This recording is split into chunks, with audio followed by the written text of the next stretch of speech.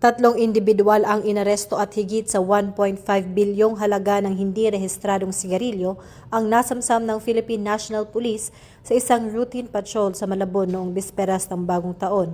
Nadiskubre ng mga tauhan ng RHPU NCR at RHPU 3 ang mga kontrabando sa loob ng 18 container sa isang cargo facility matapos tumakas ang dalawang motorcycle rider na walang helmet mula sa police checkpoint. Ayon kay Acting Chief PNP Police Lieutenant General Jose Melencio C. Nartatis Jr., ang operasyon ay patunay ng mas pinaigting na pagbabantay at kampanya ng PNP laban sa smuggling. Binigyang diin niya na ang matagumpay na pagsabat ay malinaw na babala sa mga sindikato at patunay ng patuloy na pagpapatupad ng PNP sa direktiba ng pamahalaan na tiyakin ang kaligtasan ng publiko at sugpuin ang ilegal na kalakalan. Ito ang bagong PNP para sa bagong Pilipinas. Serbisyong mabilis, tapat at nararamdaman.